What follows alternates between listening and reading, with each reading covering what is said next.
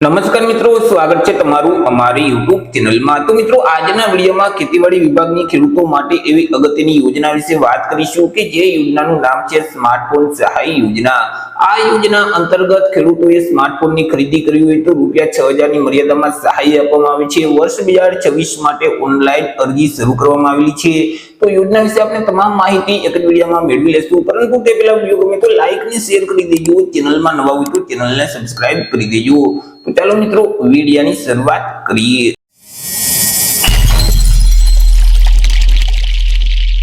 તો સૌથી પહેલા તો મિત્રો આપણે વાત કરી લેશું આ જે સ્માર્ટફોન સહાય યોજના છે તે યોજનાનો મુખ્ય હેતુ શું છે।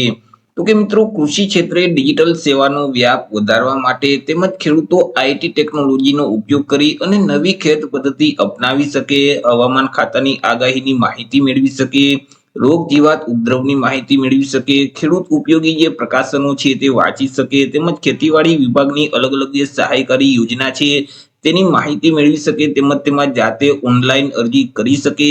તે હેતુ માટે જે ખેતીવાડી વિભાગ છે તેના દ્વારા ખેડૂતો માટે સ્માર્ટફોન સહાય યોજના અમલમાં મૂકવામાં આવેલી છે કે જે યોજના અંતર્ગત ખેડૂતોએ સ્માર્ટફોનની ખરીદી કરી હોય તો સહાય આપવામાં આવે છે। મિત્રો, આ યોજનાનો લાભ છે તે રાજ્યના કોઈ પણ વર્ગના ખેડૂત ખાતેદારોને મળવાપાત્ર થશે। પછી તે એસસી, એસટી, ઓબીસી, ઈડબ્લ્યુએસ કે સામાન્ય કોઈ પણ વર્ગના ખેડૂતો આ યોજનાનો લાભ છે તે મેળવી શકે છે। સહાય વિશે વાત કરીએ કે સહાય કેટલી અને કેવી રીતે આપવામાં આવશે, તો કે આ યોજના અંતર્ગત સ્માર્ટફોનની તમે જે ખરીદી કરો છો તેની જે કુલ ખરીદ કિંમત છે તે ખરીદ કિંમતના 40% લેખે સહાય આપવામાં આવશે, અથવા તો વધુમાં વધુ ₹6000 ની મર્યાદામાં સહાય છે તે મળવા પાત્ર થશે। બે રકમમાંથી જે રકમ ઓછી હશે એટલી ખેડૂતોને સહાય છે તે આપવામાં આવશે। મિત્રો, યોજનાનો લાભ છે તે આજીવનમાં એક જ વખત મેળવી શકાય છે। એક વખત યોજનાનો લાભ મેળવી લીધા પછી તે ખેડૂત ફરી ક્યારેય આ યોજનાનો લાભ મેળવી શકતા નથી। મિત્રો, અહીં ખેડૂતોએ સ્માર્ટફોનની ખરીદી ક્યારે કરવાની રહેશે, તો કે અહીં તમે અરજી ફોર્મ ભરશો ત્યાર પછી તમારા તાલુકામાં આવેલ જે ખેતીવાડી વિભાગની કચેરી છે તે કચેરી દ્વારા તમારા ફોર્મની ચકાસણી કરવામાં આવશે। જો તમે યોજનાની તમામ શરતો પરિપૂર્ણ કરતા હશો તો તમને ખરીદી માટે એક મંજૂરી આપવામાં આવશે, મંજૂરીનો આદેશ છે તે આપવામાં આવશે। હવે તમને જ્યારે સ્માર્ટફોનની ખરીદી કરવાની મંજૂરી આપવામાં આવે, તેમનો જે આદેશ આપવામાં આવે તેમાં જે તારીખ હોય તે તારીખથી લઈ અને 30 દિવસ સુધીમાં તમારે ખુલ્લા બજારમાંથી સ્માર્ટફોનની ખરીદી કરી લેવાની રહેશે। સ્માર્ટફોનની ખરીદી કર્યા પછી જે આ ખેડૂતનું પોર્ટલ છે તેના ઉપર તમામ ડોક્યુમેન્ટ તમારે અપલોડ કરવાના રહેશે। પરંતુ તે પહેલા આપણે વાત કરી લઈએ કે તમારે અરજી કઈ જગ્યાએ કરવાની હોય છે, તો કે યોજનાનો લાભ મેળવવા માટે તમારે ઓનલાઈન અરજી ફોર્મ ભરવાનું રહેશે। ઓનલાઈન અરજી ફોર્મ જે આ ખેડૂતનું પોર્ટલ છે એટલે કે iKhedoot.gujarat.gov.in નામની જે વેબસાઇટ છે તે વેબસાઇટ ઉપર જઈ તમારે ઓનલાઈન અરજી કરવાની રહેશે। વર્ષ 2026-27 માટે ઓનલાઈન અરજી ફોર્મ શરૂ કરવામાં આવેલા છે।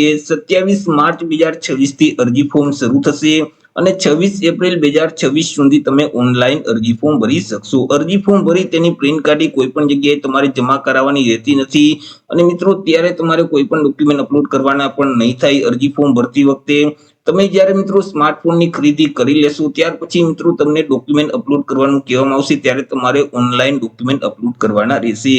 હવે મિત્રો, જો તમે ઘર બેઠા જ આ યોજનામાં ઓનલાઈન અરજી ફોર્મ ભરવા માંગતા હોય તો અમારા જે વોટ્સએપ નંબર છે 6352228352, આ નંબર પર તમે જો વોટ્સએપ પર મેસેજ કરશો કે અમારે સ્માર્ટફોનની યોજના છે તેમાં અરજી ફોર્મ ભરવું છે તો તમને નજીવી ફી સાથે ઘર બેઠા જ ઓનલાઈન અરજી કરી દેવામાં આવશે। હવે તમને જ્યારે ડોક્યુમેન્ટ અપલોડ કરવાનું કહેવામાં આવે ત્યારે તમારે કયા કયા ડોક્યુમેન્ટ અપલોડ કરવાના રહેશે, તમે જો એસસી કે એસટી કેટેગરીમાં આવતા હોય તો જાતિના દાખલાની નકલ અપલોડ કરવાની રહેશે।